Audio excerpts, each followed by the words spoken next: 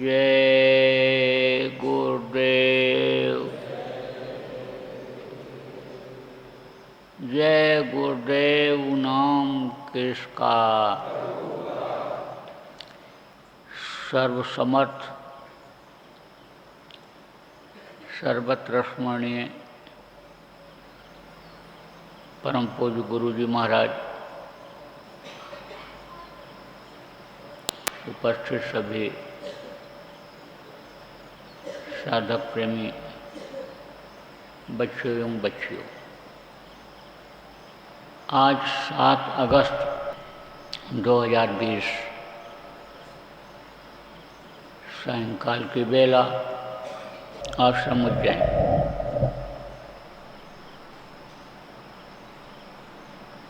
अभी परसों 5 अगस्त को अयोध्या में विधिवत वेद मंत्रों के द्वारा भूमि पूजन करके राम मंदिर के लिए शिलान्यास हो गया, जहाँ पर राम मंदिर राम के यादगार में बनेगा।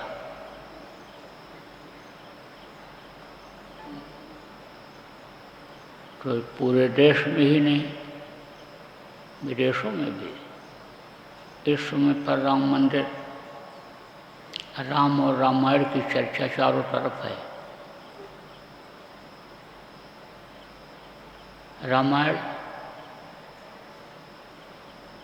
और राम एक दूसरे से जुड़े हुए हैं। राम की गाथा, राम की कहानी, राम कौन थे, ये सारी चीज़ें रामायण पढ़ने से मालूम पड़ती हैं। तो वैसे तो रामायण बहुत तरह के बन गए, लेकिन ज़्यादा जानकारी में लोगों के घट रामायण और रामचरितमानस जिसका नाम रखा गया, वही लोगों की जानकारी में ज़्यादा है। पढ़ने को तो और भी रामायण लोग पढ़ते हैं, लेकिन रामचरितमानस को ज़्यादा पढ़ते हैं। जो मानस के अंदर, शरीर के अंदर जो यानी हो रहा है, जो प्रकृति की लीला हो रही है, जो मालिक की लीला हो रही है, उस लीला को बहुत ही सरल ढंग से गोस्वामी जी महाराज ने उसमें तो रखा ही है, लिखा ही है। लेकिन इसके साथ ही साथ जिस चीज़ की ज़रूरत थी, वक्त के हिसाब से जो जानकारी करानी थी, वक्त की जो मांग थी, उसको भी उन्होंने उसमें दर्शाया है। और इस तरह से उन्होंने अपनी लेखनी चलाई है। ऐसा उन्होंने लिखा है कि हर कोई पढ़ना चाहता है और उसका पाठ करता है। इसीलिए उनको लोगों ने महाकवि कहा। कवि किसको कहते हैं? जो किसी बात को बहुत ही बढ़िया ढंग से लोगों के सामने रख देता है, जिसको लोग पसंद करते हैं, पढ़ते हैं और सुनते हैं, तो वो कवि कहलाते हैं। तो इन्होंने बहुत बढ़िया ढंग से हर बातों को उसमें रखा। तो इनके नाम के पहले बहुत से लोगों ने महाकवि लिखा, किसी ने सुधारक लिखा, क्योंकि सुधार की भी बातें उसमें बहुत हैं। हर पहलू को विचार करके और अनुभव करके उसमें लिखा गया। 9 युग दृष्टा लगाते हैं इनके नाम के आगे। आने वाले समय को जो उन्होंने देखा, जैसे कलयुग आदि का जो वर्णन किया, इस समय पर जो घटनाएं घट रही हैं, बहुत पहले उन्होंने लिख दिया था। 9 युग दृष्टा यानी कैसा समय आएगा उसको उन्होंने देखा।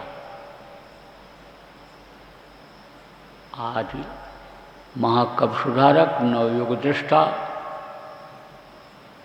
आज भिन्न भिन्न रूपों में कसौटी पर खरे उतरने के बाद उन्होंने हर चीज़ को तौला है, परखा है और कसौटी पर कस करके एक तरह से, और फिर वो कहते 100% की बात, 100% की बात उसमें लिखी है। खरे सोने के बाद कहा, जैसे खरा सोना होता है, परख लिया जाता है, इस तरह यानी समझो कि आध्यात्म का भंडार उनको कहा गया। तो जिस तरह से जाकी रही भावना जैसी प्रमोदत देखे तैसी कहते हैं, ऐसे इनको गोस्वामी जी महाराज को जो जिस तरह से अपने ज्ञान और विद्वता से परखने की कोशिश किया है, उसी तरह से इनके नाम के आगे लगा दिया है। जैसे श्री श्री लगाते हैं, जैसे 108 लगाते हैं, 1008 लगाते हैं, उसी तरह से लगाया। छोटे से गांव में उत्तर प्रदेश में जन्म लिए थे, लेकिन संस्कार अलग था और संस्कार से ही उनके अंदर तड़प जग गई थी। जवानी में ही मालिक को पाने की,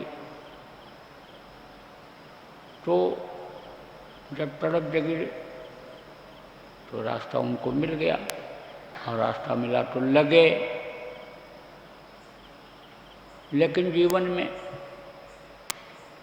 उनके ठोकरें भी आई। अब आप ये समझो, चाहे शिक्षा देने के लिए आया, उस चीज़ को पकड़ने के लिए आया, लेकिन माया का भी जोर पड़ा। कहते ना, काल और माया का देश है, और यह काल और माया किसी को नहीं बख्शता है। इसका माया का हमला सब पर होता है। ऋषि मुनि योगी योगेश्वर सब इसके घेरे में हैं।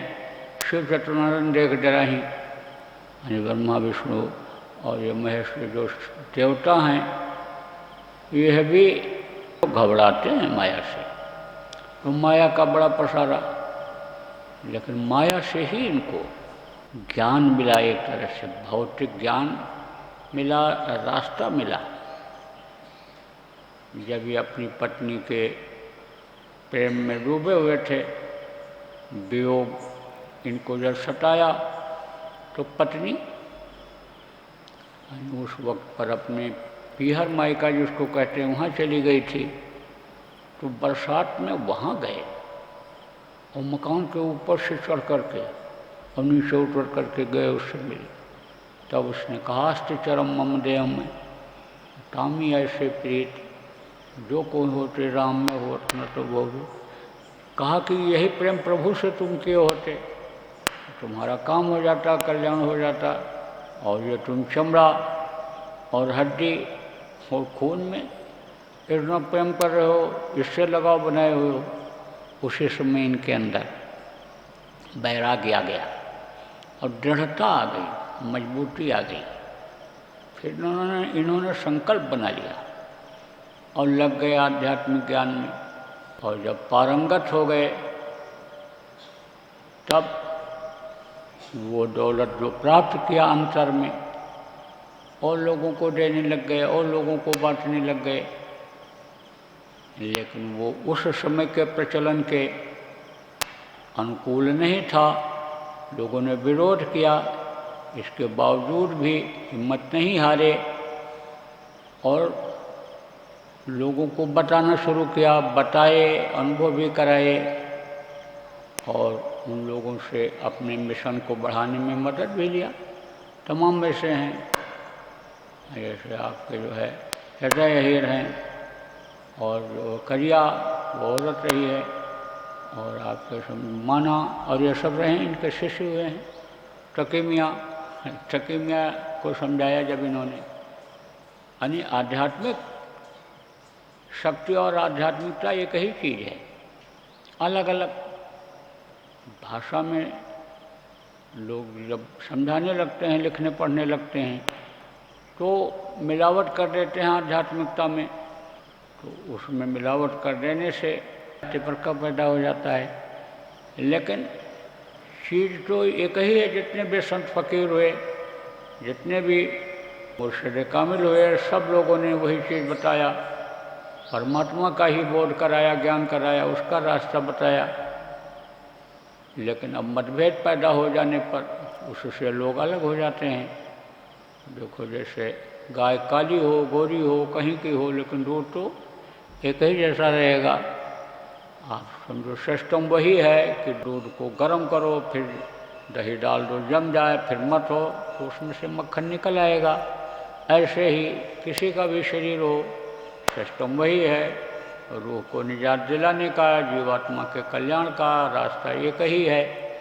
तो टकीमिया जैसे को वे इन्होंने रास्ता दिया, भजन करवाया। लेकिन जाने से पहले सोचे कि लोगों के मार्गदर्शन के लिए कुछ लिख दिया जाए। गोस्वामी जी महाराज ने लिखा। अब आप ये समझो, घट रामायण सबके समझ में आता नहीं है, लेकिन जब कोई चीज़ दृष्टांत दे करके किस्सा कहानी के रूप में सुना दिया जाता है तो समझ में आ जाता है। तो अवध में रहते थे, इसलिए अवधी भाषा का प्रयोग ज़्यादा किया इन्होंने। तो अवधी भाषा हिंदी से मिलती जुलती है, तो हिंदी भाषी प्रदेश जितने भी हैं सब इनके रामायण को समझते हैं। और दूसरे देशों में लोग, दूसरे प्रदेश में लोग अपनी भाषा में उसका रूपांतरण कर दिया, ट्रांसलेशन जिसको कहते हैं, वो करके समझने लगे, पढ़ने लगे। कि गोस्वामी जी महाराज ने हर तरह की चीज़ों को उसमें लिखा है। तो जैसे मनुष्य शरीर के बारे में ही लिखा, कहा बड़े भाग्य मानुष तन पावा, सुरदल सदग्रंथन गावा। बड़े भाग से ये मनुष्य शरीर मिला है, देवता इसके लिए तरसते हैं। यह भी कहा उन्होंने कि साधन धाम मोक्ष का द्वारा, साधना का घर है, पूजा का मंदिर है, और इसी में वो मालिक मिलता है। जिन राम की उन्होंने व्याख्या किया, जिन राम को उन्होंने नाम बार बार लेकर के और लोगों को समझाया है, उन्होंने कहा कि उसी घट में राम का दर्शन होता है। कहा उन्होंने साधन धाम मोक्ष का द्वारा, मानो मंदिर या साधना का घर है, इसी के अंदर मोक्ष का दरवाज़ा है। लेकिन ये कब संभव होगा? जब गुरु मिलेंगे, सदगुरु मिलेंगे। कहा गुरु बिन भव नितरे न कोई, जो विरंच शंकर सम, चाहे ब्रह्मा या शिव के समान कोई होगा, बगैर गुरु के पार नहीं हो सकता है। उस अनामी का दर्शन नहीं कर सकता है। इसके बारे में उन्होंने कहा, एक अनी अनामा अज सच्चिदानंद प्रभु धामा। अनी किसको कहते हैं? जिसकी कोई इच्छा न हो। अनामा किसको कहते हैं? कि जिसका कोई नाम न हो। उस मालिक का कोई नाम ही नहीं है, लेकिन अलग अलग नामों से उसको लोगों ने पुकारा है, तो नाम उन्होंने रख दिया है।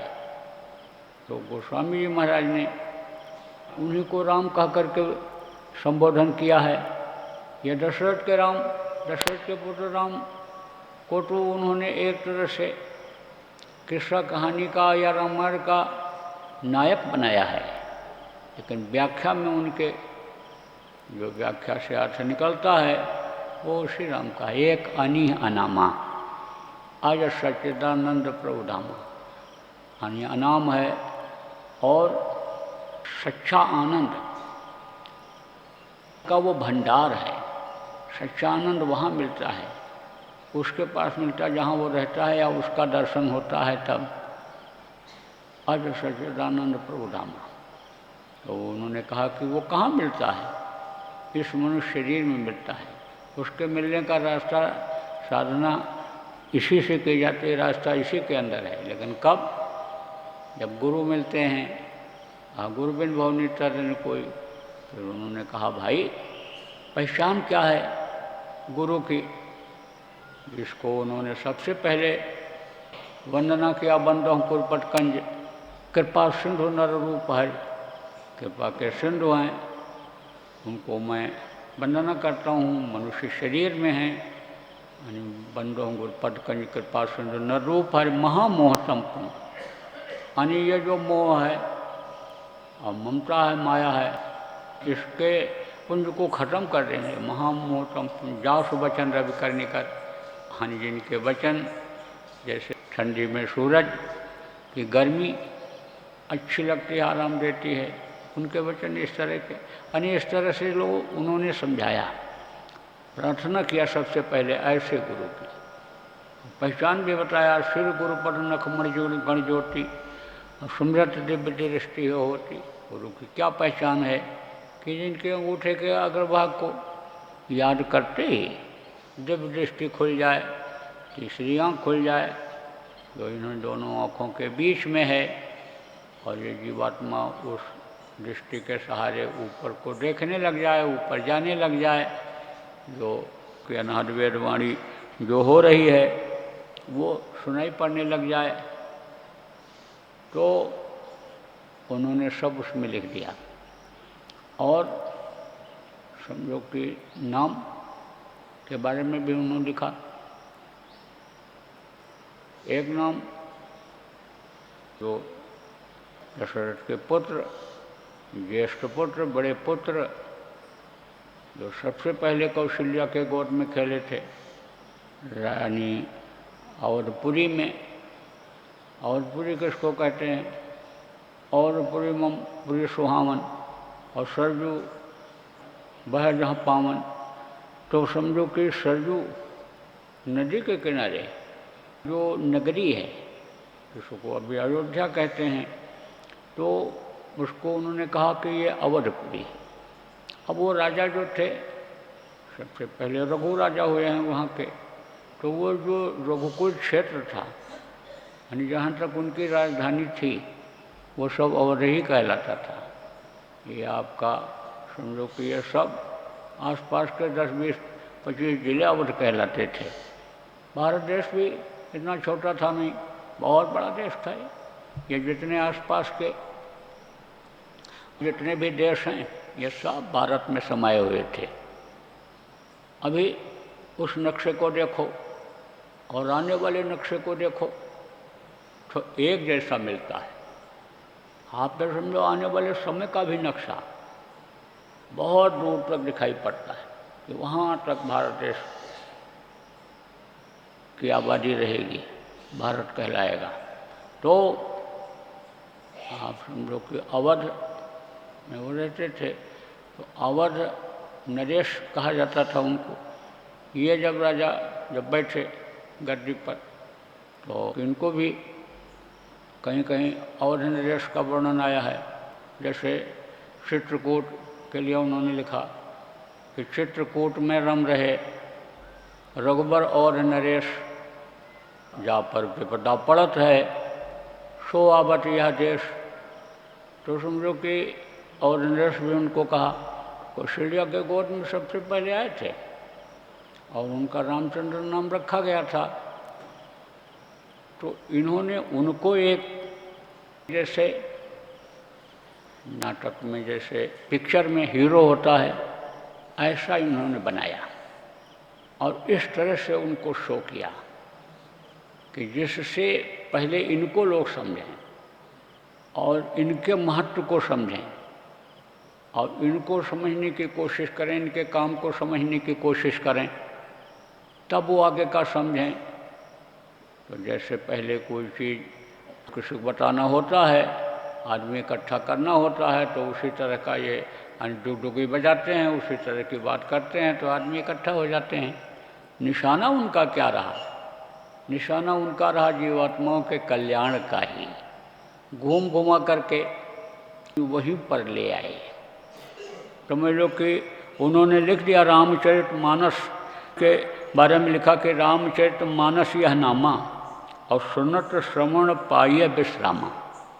उन्होंने कहा रामचरितमानस के अंदर जो हो रहा है राम का चरित्र, इसको समझने सुनने से मन शांत हो जाएगा, मन को जो शांति मिल जाएगी, यह मन विषयों से अलग हो जाएगा।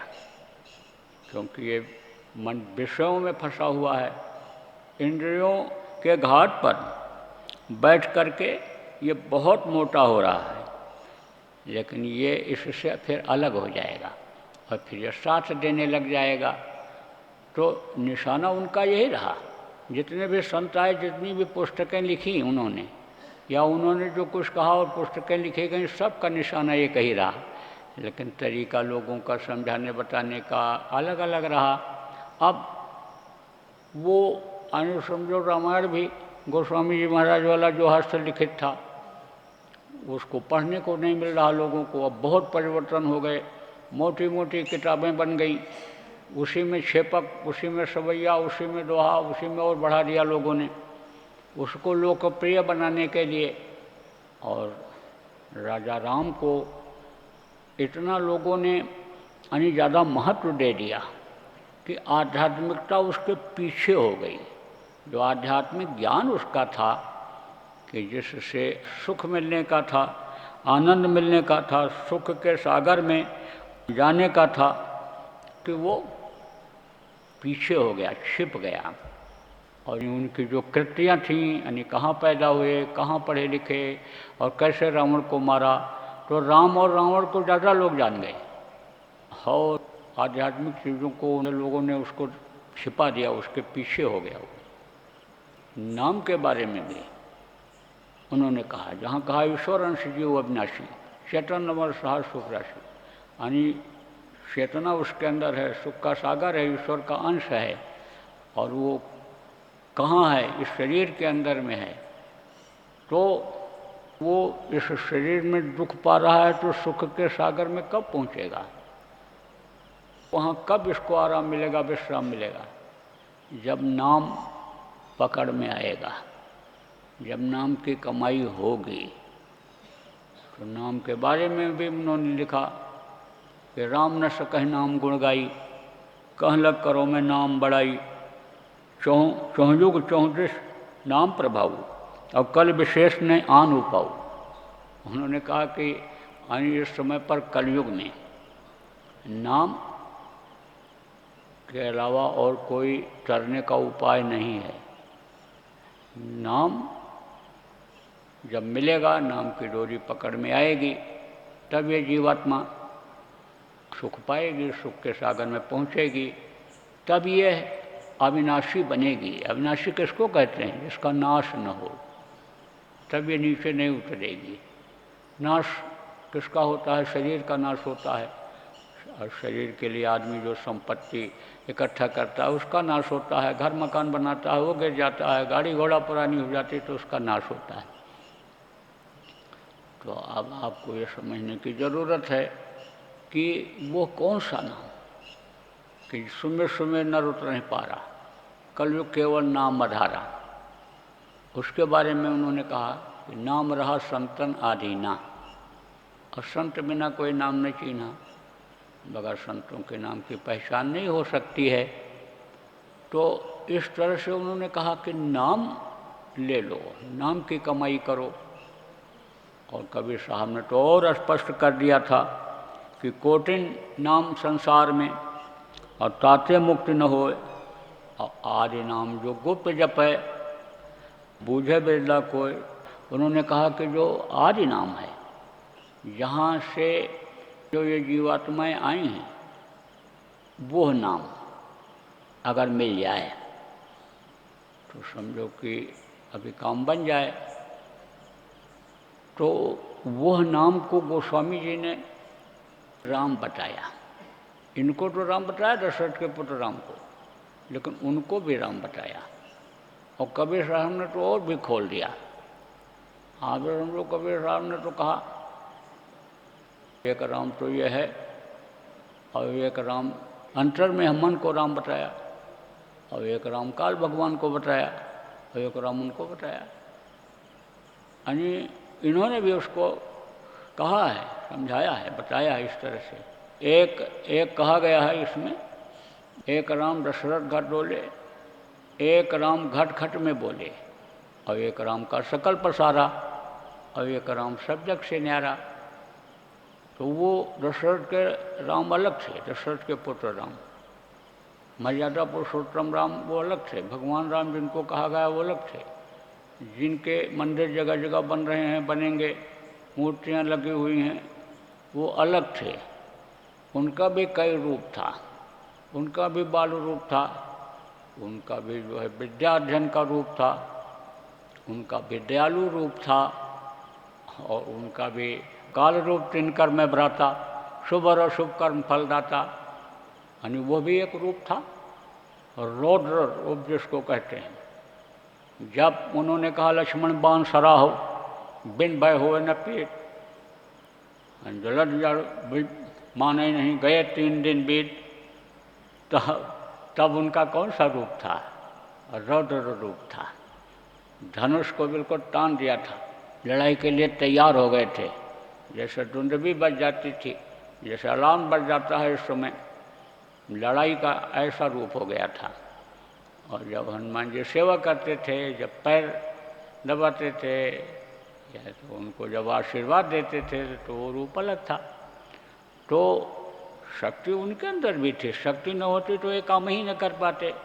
जिसको लोग अनुभवनी कहते थे कि राक्षसों का संहार ही नहीं होगा, रावण का विनाश ही नहीं होगा, अब तो राक्षस राज्य हो जाएगा, धर्म राज खत्म हो जाएगा, तो धर्म के उन्होंने स्थापना किया था। लेकिन वो कौन राम थे? दशरथ के घर में आए थे, इनको ईश्वर कहा गया, खुदा कहा गया, निरंजन भगवान कहा गया था, कहा गया, वहाँ से आए थे।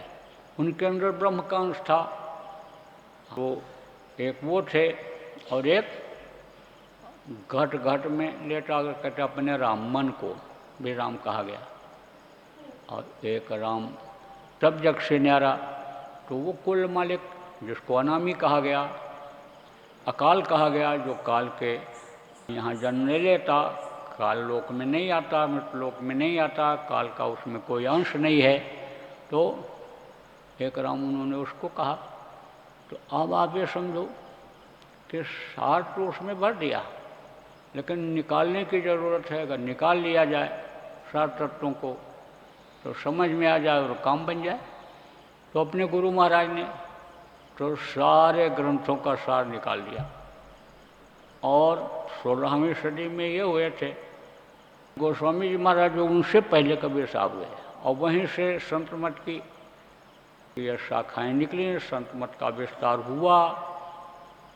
और इनके बाद भी गोस्वामी जी बाद भी लोग आए, लेकिन गुरु महाराज जब आए तो गुरु महाराज ने सारे निचोड़ को बता दिया और समझा दिया, और कह दिया अब कुछ नहीं भगना, कुछ नहीं करना, बस तुम केवल 24 घंटे में से 1 घंटा सुबह शाम मिला करके समय निकाल लो, और तुम्हारा काम इसी में हो जाएगा। क्योंकि समय बदलता गया, पहले का समय अब नहीं रहा, गुरु महाराज के टाइम पर जो समय नहीं रहा, प्रेमियों देखो अब नहीं रहा। तो उनकी बातों को अगर पकड़ लो आप, जो उन्होंने रास्ता बताया अनेक राम शब्द से न्यारा मिलने का, जहाँ न कोई दुख है, न कोई रोना है, न कोई धोना है, न कोई संकट है, वहाँ जाने का रास्ता पकड़ लो तो भी सब समझ में आ जाए। मानस में जो राम का चरित्र हो रहा है वो तो समझ में आ ही जाएगा, लेकिन बाकी उनका जो लोगों का चरित्र है वो भी समझ में आ जाएगा।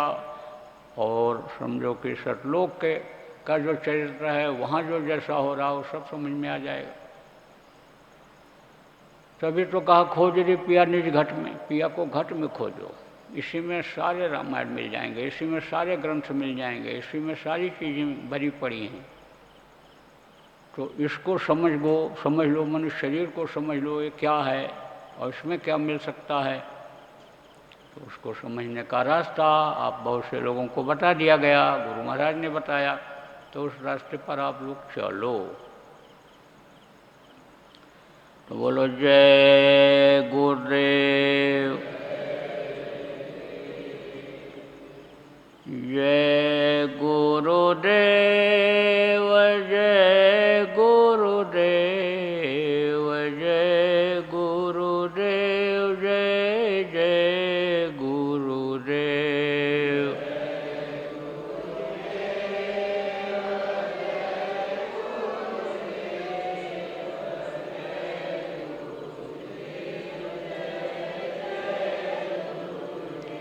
जय